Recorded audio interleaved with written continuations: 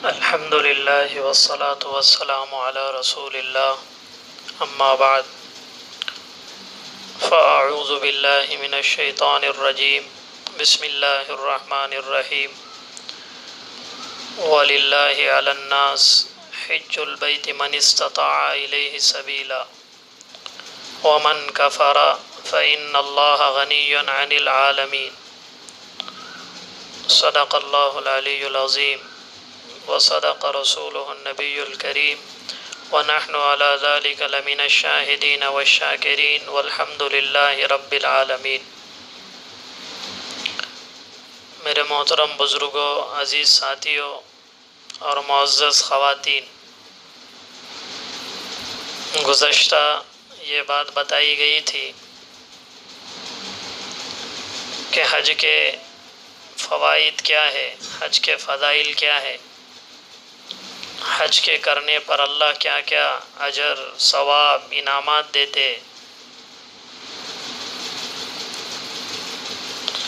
اور گزشتہ یہ بھی بات بتائی گئی تھی کہ اللہ رب العزت حج کی ادائیگی پر اس طرح بنا دیتے ہیں جیسے چھوٹا سا بچہ جس کا دنیا میں پہلا دن ہوتا ہے۔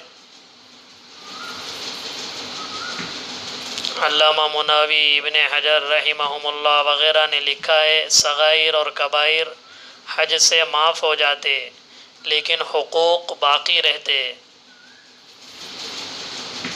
ایک ہے حق اور ایک ہے گناہ کا اثر۔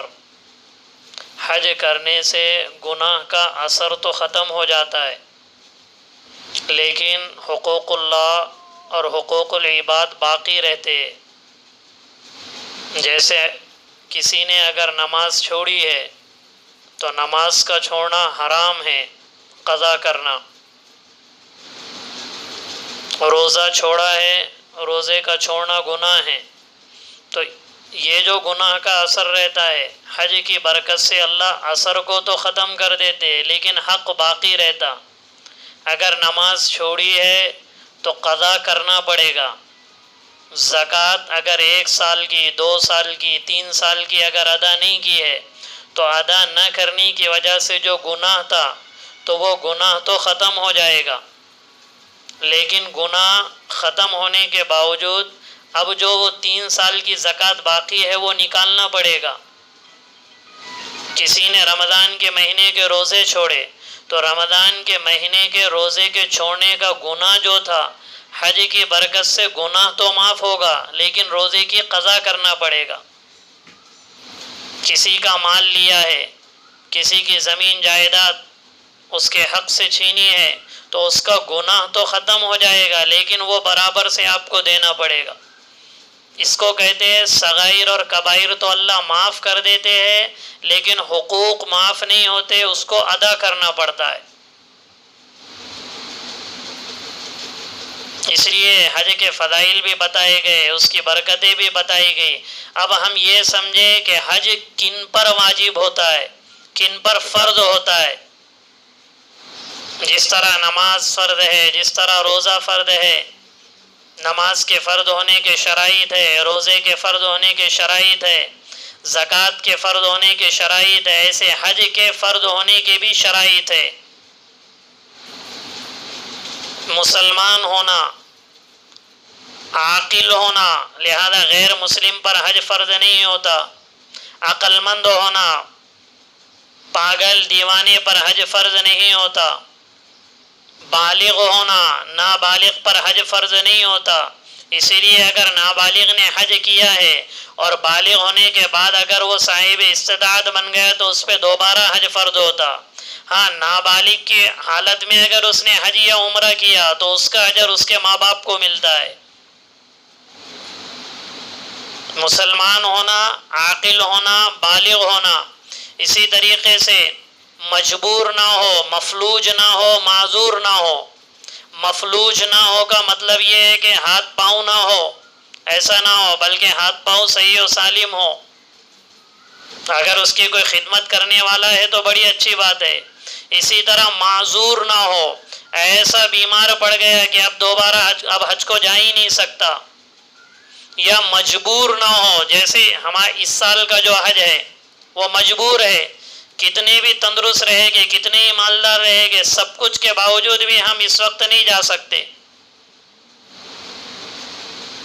تو مفلوج نہ ہو، مجبور نہ ہو، معذور نہ ہو. اسی طریقے سے فرضیت حج کا علم ہو کہ میرے اوپر حج فرض ہو گیا ہے. کہیں ایسے حیران جنگل میں تنہائی کی زندگی گزارتا ہو کوئی مسلمان، اس تک کوئی علم ہی نہ پہنچا ہو کہ اس پہ حج کب فرض ہوتا ہے. اسی طریقے سے زاد و راحلہ، جس کا مطلب یہ ہوتا ہے کہ ہمارے پاس اتنا مال ہو، اتنا پیسہ ہو کہ وہاں سے جا کر آنے تک باقی رہتا ہو، یعنی وہاں سے یہاں آنے تک اپنے مقام سے بیت اللہ جائے اور وہاں سے واپس آنے تک کی رقم رہتی ہو، اور جو ذمہ داری میرے اوپر، میرے گھر میں رہنے والوں کی ہے، میری اولاد کی، میرے ماں باپ اگر بوڑھے ہیں تو ان کے اخراجات بھی وہ باقی رکھتا ہو. اسی طرح اس کے اوپر قرض نہ ہو. قرض سے مراد یہ تجارتی قرض نہیں جو عموماً ہوتا ہے کہ تو 2 لاکھ دے، وہ 5 لاکھ لگاتا، یہ 10 لاکھ، وہ قرض نہیں، بلکہ اپنی ضرورت کے لیے وہ قرض نہ ہو. تو ایسوں کے اوپر حج فرض ہو جاتا ہے. اور جب اللہ نے جس آیت سے حج کو فرض کیا ہے، وہ سارے فرائض کی آیتوں سے نرالا انداز اللہ نے اختیار کیا. نماز کو فرض کرنا تھا، اللہ نے فرمایا ان الصلاۃ کانت علی المؤمنین کتابا موقوتا. دیکھو نماز تم پر فرض کر دی گئی. روزے کو فرض کرنا تھا، اللہ نے فرمایا کتب علیکم الصیام، تم پر روزہ فرض کیا گیا. نماز کا حکم دینا تھا، فرمایا اقیم الصلاۃ، نماز قائم کرو. زکوٰۃ کا حکم دینا تھا، فرمایا آتوا الزکاۃ، زکوٰۃ دو. لیکن جب حج کو فرض کرنا تھا تو ڈائریکٹ حکم نہیں دیا، بلکہ اظہار محبت کیا. ڈائریکٹ نہیں کہا تم پہ حج فرض ہے، بلکہ اللہ نے عجیب اور انوکھے انداز سے فرمایا وَلِلَّهِ عَلَى النَّاسِ حِجُّ الْبَيْتِ مَنِ اسْتَطَاعَ إِلَيْهِ سَبِيلًا. ابتدائی اللہ نے خوبصورت کی کہ وَلِلَّهِ، کہ جو تم حج کر رہے تو صرف اللہ ہی کے لیے کرو. دکھلاوا، ریا، نمود اس میں نہ ہو. اور اگر کوئی تم سے پوچھے حج کیوں کر رہے، وَلِلَّهِ، ہم اللہ کی ملاقات کے لیے کر رہے، اللہ کی ملاقات کے لیے کر رہے. اور پھر وَلِلَّهِ کا ایک مطلب یہ بھی بتایا گیا کہ ان راہوں میں اگر کوئی مشقت تم کو پہنچے، مجاہدے کا سفر ہے، حج کے جو 5 دن ہوتے ہیں بڑے مجاہدے کے ہوتے ہیں، تو وہ 5 دن میں جو بھی مجاہدہ تم کو آئے، کسی اور سے تکلیف پہنچے، ہم کو تو کسی کو تکلیف دینا ہی نہیں ہے.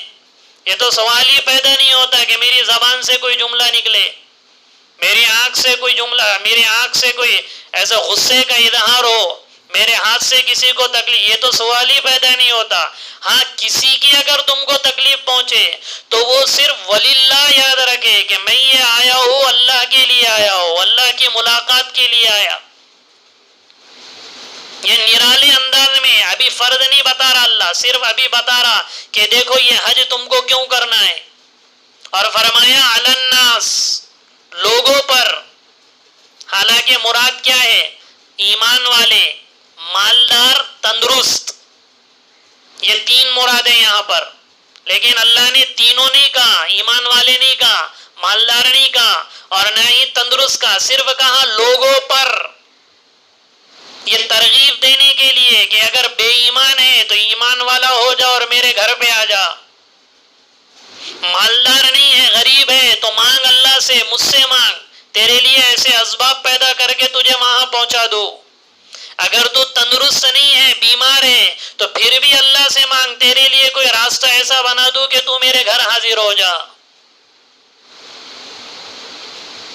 اس لیے ترغیب کے لیے مالدار نہیں کہا، ایمان والے نہیں کہا، اور تندرست نہیں کہا، صرف کہا لوگوں پر ہم نے حج فرض کیا.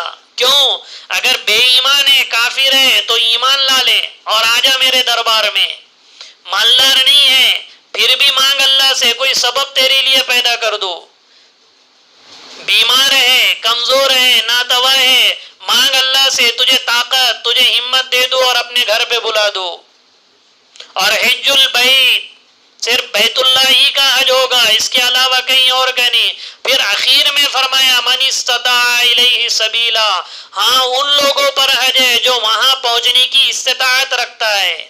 اس لیے علماء نے استطاعت سے مراد یہاں پر علمی زبان میں جس کو کہتے ہیں قدرت میسرہ، نہ کہ قدرت ممکنہ. کیا مطلب ہے؟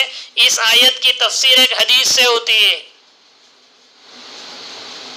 ایک صحابی اللہ کے رسول کی خدمت میں آئے، آ کر کہنے لگے یا رسول اللہ ما یوجب الحج، حج کن چیزوں کی وجہ سے واجب ہوتا ہے؟ اللہ کے نبی نے فرمایا الزاد والراحلہ، جس کے پاس اتنا پیسہ ہو کہ وہاں سے یہاں آنے تک اس کے لیے کافی ہو، اس کے حقوق بھی جو گھر وغیرہ پہ اخراجات ہے وہ ادا کر دیتا ہو، اور راحلہ یعنی سواری بھی اس کے لیے میسر ہو. اس کے اوپر من استطاع الیہ سبیلا، جو وہاں تک پہنچتا ہے اس کے لیے حج فرض ہو جاتا ہے. اب یہ جو اللہ نے قرآن کی آیت میں اتنا لاڑ سے، اتنا پیار سے اظہار محبت کیا، اللہ کے لیے آؤ، بے ایمان ہے ایمان والے بن جاؤ، مالدار نہیں ہے مانگو اللہ سے، بیمار ہے تندرستی مانگو، بیت اللہ آؤ، میرے دربار میں آؤ. تو ہو سکتا کسی کے ذہن میں یہ آئے کہ شاید اللہ کو ہماری ضرورت ہے، اس لیے اتنے لاڑ پیار سے ہم کو اپنے گھر پہ بلا رہا ہے. تو اگلے ٹکڑے میں اللہ نے فرمایا ومن کفر، اس آیت میں استغنا ہے اللہ کا، بے پرواہی ہے، اظہار غصہ ہے کہ جس کے اندر استطاعت آ جائے، قدرت آ جائے، وہاں جا کے آ سکتا ہے، اس پر حج فرض ہو، وہ پھر بھی نہ آئے، تو پھر اللہ صرف اس سے نہیں اکیلے سے بلکہ سارے عالم سے اللہ بے نیاز ہے. تمہارے یہاں آنے کی ضرورت بھی نہیں، تم نہیں آئے گے تمہاری پرواہ بھی نہیں ہے مجھے. ہم اوروں کو ہدایت دیں گے، ان کو اپنے گھر پہ بلائیں گے. تم مالدار ہے نہیں آ رہے، ہم غریبوں کو مالدار بنائیں گے، ان کو اپنے گھر پہ بلائیں گے. تم صحت مند تندرست ہے، اگر تم نہیں آ رہے میرے گھر پہ تو تم کو یوں ہی چھوڑ دیں گے، اور جو بیمار ہے، کمزور ہے، ناتوا، انہیں تندرستی دے گے اور اپنے گھر پہ بلائے گے. ومن کفرا، جو ناشکری کرے گا، فإن اللہ غنی عن العالمین، اللہ صرف تجھ سے نہیں بلکہ سارے عالم سے بے نیاز ہے. اس میں استغنا بتایا اللہ نے، اپنی بے پرواہی بتائی کہ یہ جو میں تمہیں ترغیب دے رہا، تم سے محبت کر رہا، تمہارے لیے چارہ ڈال رہا ہوں میرے گھر آنے کا، تو یہ مت سمجھو کہ مجھ کو تمہاری ضرورت ہے. پھر بھی اگر نہیں آئے گے تو صرف تمہاری نہیں، مجھے سارے عالم میں کسی کی ضرورت نہیں ہے. اسی لیے حج کے فرض ہونے کے باوجود بھی اگر کوئی حج نہ کرے، حدیثوں میں اس کی وعیدیں آئی ہے لا ضرورت فی الاسلام، حج فرض ہونے کے باوجود بھی حج نہ کرے، حج فرض ہونے کے باوجود بھی حج نہ کرے، اس کا اسلام میں کوئی حصہ نہیں. زندگی میں ایک ہی مرتبہ تو حج فرض ہے. اسی لیے ایک صحابی آئے اور آ کر کہنے لگے یا رسول اللہ فی کل عام، جب حج کی آیت اتری، حج فرض ہوا، تو چونکہ حج کے معنی آتے، علامہ خطابی اور خلیل نحوی رحمہم اللہ وغیرہ نے لکھا ہے حج کے معنی آتے کثرت القصد الی معظمین، کسی عظیم چیز کی طرف بار بار ارادہ کرنا، کسی بڑی چیز کی طرف بار بار ارادہ کرنا. تو وہ صحابی یہ سمجھے کہ جب حج فرض ہوا تو شاید ہر سال فرض ہوگا، ہر سال حج فرض ہوگا مالدار پر. اس لیے اللہ کے نبی سے پوچھا افی کل عام یا رسول اللہ، اے اللہ کے رسول ہر سال حج فرض ہے؟ اللہ کے نبی خاموش. پھر دوسری مرتبہ وہ صحابی نے کہا یا رسول اللہ ہر سال مالدار پہ، صحت مند پہ، تندرست پہ اللہ نے حج فرض کیا ہے، پھر خاموش رہے. اور پھر اللہ کے نبی نے فرمایا لو قلت نعم لوجبت، ارے اللہ کے بندے اگر میں ہاں کہہ دوں تو ہر مالدار پہ ہر سال فرض ہو جائے گا حج، بلکہ زندگی میں صرف ایک مرتبہ حج فرض ہوا ہے. اس لیے حکم ہے من اراد الحج فلیتعجل، اللہ کے نبی نے فرمایا جن پر حج فرض ہو جائے اسے جلدی کرنا چاہیے۔ یہ جو ہمارے پاس ریت رواج ہے کہ بڑی عمر ہوگی اور بیٹیاں ہیں گھر میں اور بیٹے، ایک بات ہم یاد رکھیں، حج کے فرض ہونے کے لیے جو پیسہ ہونا ضروری ہے وہ یہ نہیں، بلکہ اس کے لیے شرط یہ کہ ہمارے ضرورت اصلیہ سے زائد جو بھی چیز ہوگی اگر وہ حج تک جانے کے برابر اگر ہو سکتی ہے اس پہ حج فرض ہو جاتا ہے۔ جیسے مثال کے طور پہ آپ کے پاس 2 مکان ہیں، ایک مکان یہاں ہے ایک دوسرا مکان ہے، اور یہاں آپ رہ رہے اور وہ دوسرا مکان آپ کی ضرورت سے زائد ہے، اگر وہ مکان بیچ کر آپ کمیٹی حج سے جا سکتے ہیں تو آپ کو وہ مکان بیچ کر حج پر جانا فرض ہے۔ تاخیر کرے گے گناہ ہوگا۔ اگر آپ کے پاس اپنی یہاں مکان ہے، کوئی ایک پلاٹ ہے ضرورت سے زائد ہے، تو آپ کو وہ پلاٹ اگر اس کی رقم اتنی ہے کہ اپنے گھر پر بھی باقی رہ سکتی ہے، وہ 40 دن جو ہمارے ہوتے ہیں حج کے، یا پھر 10 دن یا 5 دن جو حج کے ہوتے ہیں اوریجنل، وہاں جا کے آدھی کی اتنی رقم اگر ہے اور آپ پہ کوئی قرضہ بھی نہیں ہے جو آپ کو دینا ہے، تو وہ زمین بیچ کر آپ کو حج کرنا فرض ہے۔ کچھ لوگ یہ سمجھتے ہیں کہ میری بیٹی کی شادی ہے، فضائل صدقات میں حضرت شیخ نے لکھا، ایک حدیث لکھی ہے کہ نکاح مقدم ہے یا حج مقدم ہے؟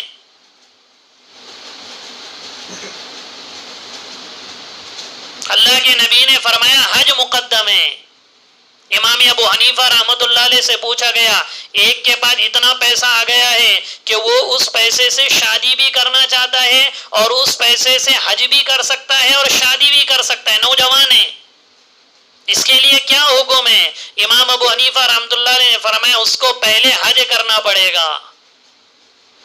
عموماً ہمارے معاشرے میں پتہ نہیں ہے حج، اگر آپ نگاہ ڈالیں گے تو ہر ایک پر حج فرض ہو جاتا ہے، الا ماشاءاللہ کوئی ہوگا، ورنہ 2 لاکھ روپے کمیٹی سے لگتے، ٹور سے اگر جائیں گے 3-3.5 لاکھ روپے لگتے۔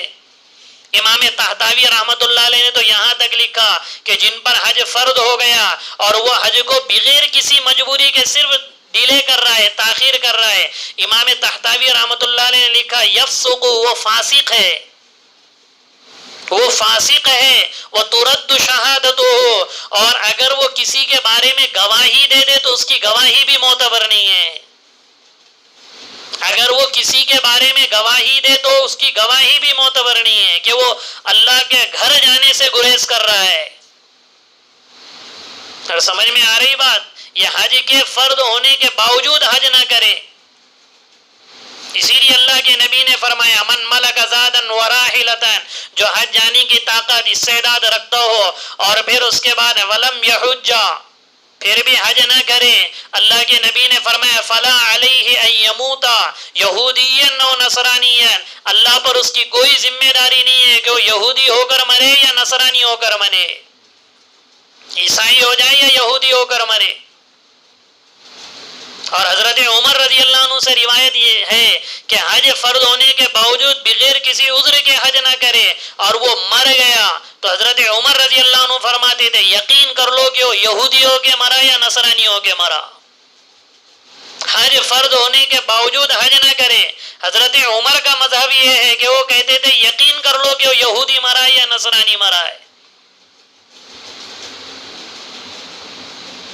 اس لیے کوئی معمولی چیز نہیں ہے کہ میرے اوپر حج فرض ہو جائے اور میں اس کو یوں ہی تاخیر کرتے رہو۔ ہمارا ایک مزاج یہ ہے کہ میرے والدین نے حج نہیں کیا تو اگر تیرے پاس اتنی استعداد آ گئی تو اپنے ماں باپ کو بھی اپنے ساتھ لے کر چلے جاؤ، لیکن اگر اتنی استعداد نہیں ہے کہ ماں باپ کو نہیں لے جا سکتے تو خود پہ حج فرض ہو گئے تو پہلے اپنا حج کر لو۔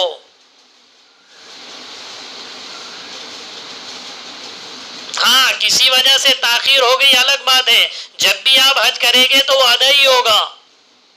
زندگی میں ایک مرتبہ حج کرنا ہے، اور ایک حدیث میں یہاں تک اللہ کے نبی نے فرمایا، خود اللہ رب العزت کہتے ہیں اپنے بندوں سے ان عبدا صححت له جسمہ، کہ میرے وہ بندہ جس کو میں نے طاقت دی، ہمت دی، اس کو تندرست بنایا، ووسعت علیہ فی المعیشۃ، اس کی تجارت اچھی ہے، اس کو پیسہ بھی آتا ہے اور اس کا کاروبار بھی اچھا چلتا ہے، رزق میں کشادگی ہے. تمضی علیہ 5 اعوام لا یفید الیہ، 5 سال اگر اس پر ایسے گزرے کہ وہ میرے دربار میں حاضری نہ دے، لمحرومون، وہ دنیا کا بدقسمت آدمی ہے کہ اسے میں نے طاقت دی، ہمت دی، پیسہ دیا اور 5 سال میں ایک مرتبہ بھی وہ میرے دربار میں نہیں آ رہا ہے. ہاں اگر کوئی دینی ضرورت ہو، کوئی مجبوری ہو، فقراء کی کثرت ہو، تو اگر یہ ساری چیزیں ہیں تو بہتر یہ ہے کہ ان کی ضرورت کا خیال رکھے، لیکن وہ فقراء کی بھی ضرورت کو پوری کرتا، دینی ضرورتیں بھی پوری کرتا ہے، اور پھر وہ بیت اللہ آ رہا ہے تو اس کو کم سے کم 5 سال میں ایک مرتبہ اللہ کے گھر یعنی حج پر آنا چاہیے. حج تو زندگی میں ایک ہی مرتبہ فرض ہے. اور اگر کوئی عورت ہے، مستورات ہے، تو اس کے لیے ان فرائض کے علاوہ، ان شرائط کے علاوہ ایک شرط یہ بھی ہے کہ اس کے لیے قابل اعتماد محرم ساتھ میں ہو. قابل اعتماد محرم اس کے ساتھ ہو. اگر قابل اعتماد محرم موت تک اگر اس کے پاس نہیں آیا تو موت تک اس پر حج فرض نہیں ہوگا. لیکن اگر قابل اعتماد محرم ہے، اس کا شوہر ہے، اس کا بیٹا ہے، اس کا باپ ہے، اس کا بھائی ہے، یا اس کا داماد ہے، داماد بھی خوش دامن کے لیے محرم ہوتا ہے لیکن قابل اعتماد ہو، اس سے فتنے کا اندیشہ نہ ہو، تو اس کے اوپر حج فرض ہو جاتا ہے، وہ ان کے ساتھ حج کرے. اسی طریقے سے وہ عورت عدت میں نہ ہو. اگر اس کے محرم کی، اگر اس کے شوہر کی عدت ہو یا وہ مطلقہ ہے، عدت میں ہے، تو اس کے لیے اس وقت میں حج فرض نہیں ہوتا. چونکہ زندگی میں ایک مرتبہ اس لیے فرض ہے کہ بیت اللہ ایک ہے، جتنے سبب ہوتے ہیں اتنے فرائض ہوتے ہیں. جیسے نماز کا سبب وقت کا آنا ہے، جب جب وقت آئے گا تب تب نماز فرض ہوگی. رمضان کے روزے کا سبب رمضان کا مہینہ ہے، جب جب بھی رمضان کا مہینہ آئے گا تب تب روزے رکھنا فرض ہے. لیکن حج کا سبب صرف بیت اللہ ہے اور بیت اللہ ایک ہے، اس لیے زندگی میں حج بھی ایک مرتبہ فرض ہے. لیکن اگر کوئی دینی ضرورت نہ ہو اور اسی طریقے سے فقراء کی کثرت نہ ہو یا عام حالات ہیں تو ایسے مالدار صحت مند تندرست کو کم سے کم 5 سال میں ایک مرتبہ اللہ کے دربار میں حاضری دینا چاہیے. اور حج کے فرض ہونے کے باوجود بھی اگر حج نہ کرے تو یہ وعید ہے. یہود اور نصرانی کے ساتھ اللہ کے نبی نے مشابہت کیوں اختیار کی؟ علامہ یوسف بن نوری رحمۃ اللہ علیہ نے فرمایا کہ یہود اور نصرانی کا حضور نے مشرکین نہیں کہا، کیونکہ حج یہ ملت ابراہیمیہ میں سے کہ شاعر میں سے بڑا شعار ہے، اور یہود اور عیسائی یہ حج نہیں کرتے. مشرکین حج کرتے تھے، حضور کے زمانے میں بھی حج کرتے تھے، لیکن یہودی حج نہیں کرتے تھے. اس لیے ان کے ساتھ مشابہت اللہ کے نبی نے فرمایا کہ وہ یہودی ہو کر مرے یا نصرانی ہو کر مرے، اللہ پر اس کی کوئی ذمہ داری نہیں. کیونکہ عیسائی اور یہودی بیت اللہ کا حج نہیں کر، مشرکین کرتے تھے، وہ تو انہیں روکا گیا بعد میں. جب قرآن میں اللہ پاک نے فرمایا انما المشرکون نجس فلا يقربوا المسجد الحرام بعد عامهم هذا، اس سال کے بعد مشرکین ناپاک ہے، اس سال کے بعد وہ میرے دربار میں کبھی نہ آیا کرے. پابندی لگ گئی ان پہ. اس پابندی سے پہلے وہ حج کرتے تھے، لیکن یہود اور نصارہ اس سے پہلے بھی حج نہیں کرتے تھے. عناد تھا، بغض تھا کہ یہ بیت اللہ کیوں بنا، مسجد اقصی بیت اللہ ہونے چاہیے تھے. اس لیے حضور نے فرمایا حج فرض ہونے کے باوجود حج نہ کرے، وہ چاہے نصرانی ہو کر مرے یا یہودی ہو کر مرے. اس لیے یہ ہماری ذمہ داری ہے، جن کے اوپر حج فرض ہو جاتا ہے وہ فوراً اس کی کوششیں شروع کر دے. کمیٹی سے جانے والے وہاں پہ نمبر لگا دے، اتنی رقم ہمارے پاس آ گئی کہ ہم ٹور سے جا سکتے اس سال، تو ٹور سے جانا فرض ہو جاتا ہے. اور یہ ضروریات آپ کو میں نے بتا دیا کہ ضرورت اصلیہ سے زائد اگر مال ہے، زمین جائیداد وغیرہ ہے اسے بیچ کر جانا ہے، جا سکتے ہیں تو اسے بیچنا ضروری ہے. پیسہ اگر اس کے علاوہ ہے اس کو خرچ کر کے جانا پڑے گا. اور اگر جو مفلوج ہے، معذور ہے، مجبور ہے، وہ حج کو نہیں جا سکتے تو وہ حج بدل کرائے. اس کے انشاءاللہ آئندہ مسائل بیان کیے جائے گے، کرے گے اس کی فکر انشاءاللہ. اللہ عمل کی توفیق عطا فرمائے. وما توفیقی الا باللہ.